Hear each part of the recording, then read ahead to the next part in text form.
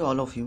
In our previous lecture, we see what is meant by the function of two variables and limit of function of two variables and alpha del definition on limit and based on the problem of alpha del definition on limits. Okay. Next we see what some theorems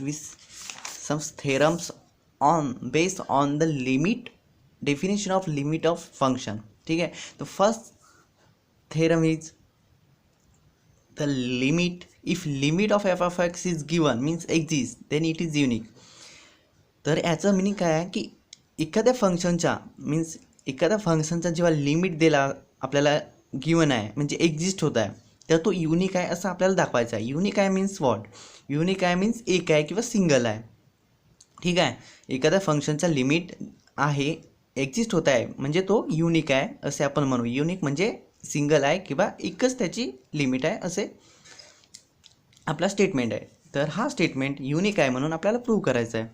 तर त्यासाठी आपण एक कॉन्ट्रॅडिक्शन method वापरू. ठीक आहे. कॉन्ट्रॅडिक्शन method म्हणजे काय असतं पहा की युनिक आहे आपल्याला प्रूव्ह करायचं आहे. ठीक आहे.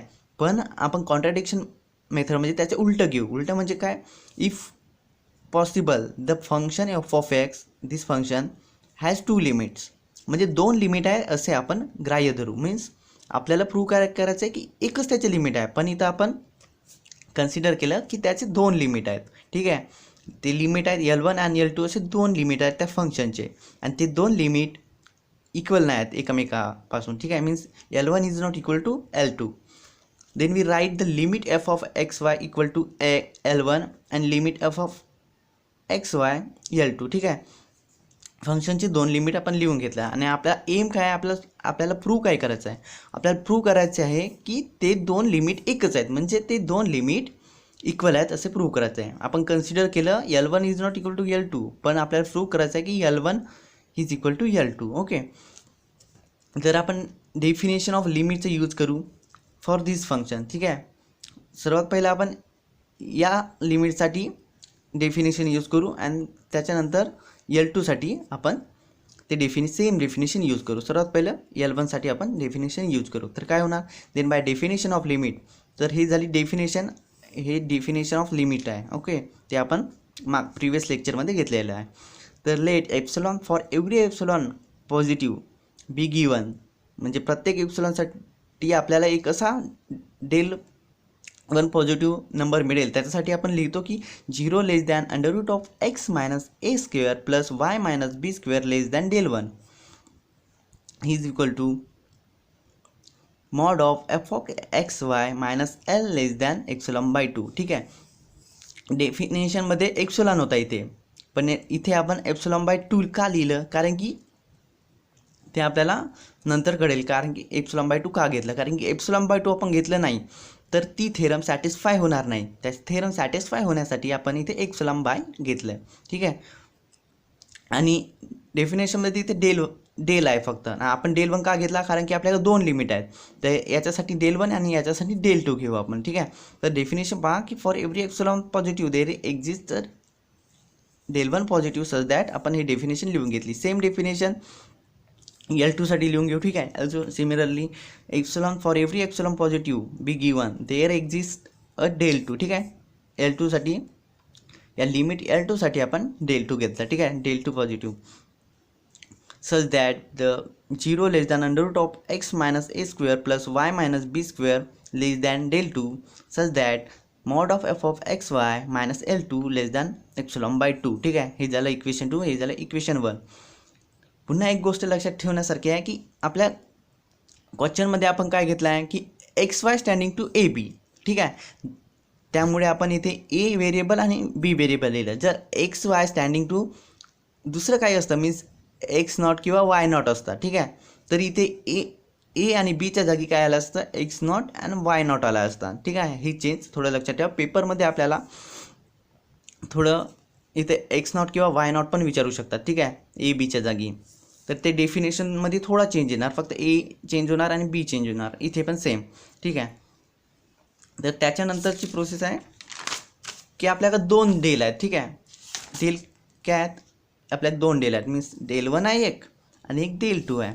तर या दोन डेलचा आपण एक मिनिमम घेऊ, त्याला आपण डिनोट करू डेलने. ठीक आहे, तर पहा की दोन डेल आहेत आपल्याकडे, डेल 1 आणि डेल 2. त्या दोन डेलचा आपण मिनिमम डेल घेतला. ठीक आहे, एक घेतला. तर इक्वेशन 1 आणि 2 कसे होणार, आपण त्याला रिराईट करू. फक्त डेल 1 आणि डेल 2च्या जागी आपल्याला फक्त डेल पुट करायचं आहे. ठीक आहे, तर पहा 0 less than under root of x minus x square plus y minus b square less than del. ठीक आहे, फक्त डेल आपण चेंज केलं आणि बाकी सेम. ठीक आहे, नेक्स्ट इक्वेशन 2 मध्ये पण आपण फक्त डेल 2च्या जागी फक्त डेल लिहिलं, बाकी सेम. ठीक आहे, तर आपल्याला प्रूव्ह काय करायचं होतं, आपल्याला प्रूव्ह करायचं होतं की L1 is equal to L2. ठीक आहे, त्यासाठी आपण एक इनिक्विलिटी घेतली, मीन्स आपण एक मॉड घेतला. ठीक आहे, या मॉडला सॉल्व केल्यानंतर काय होणार, mod L1 minus L2. Okay, जर आपण mod L1 minus L2 equal to 0 आपण सॉल्व करून प्रूव्ह केलं का मॉड ऑफ L1 मायनस L2ची व्हॅल्यू काय आहे, 0 आहे.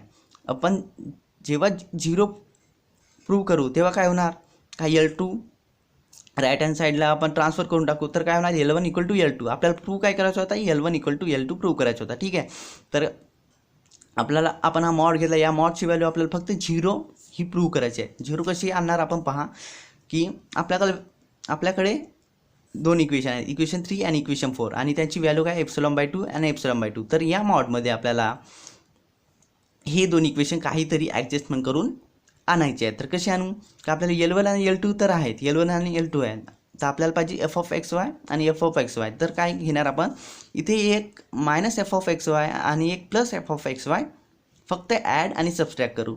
तर ॲड आणि सबस्ट्रॅक्ट केल्यानंतर काय होणार, हा तर कॅन्सल होऊन जाणार. आपल्याला उरणार काय की L1 आणि L2 आपल्याला रिमेनिंग राहणार त्या मॉडमध्ये, means this value, means this equal to this. ठीक आहे, फक्त आपण ॲड आणि सबस्ट्रॅक्ट केलं f(x, y) आणि f(x, y) ला.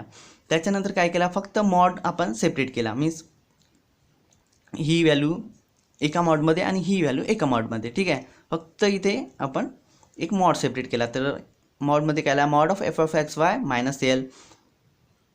तर इथे मायनस एल लिहिलं आपण, पण इथे तर प्लस एल आहे. पण मॉडमध्ये काय होते, मॉडची प्रॉपर्टी अशी आहे की आपण मॉडमध्ये त्याची साईन चेंज करू शकतो.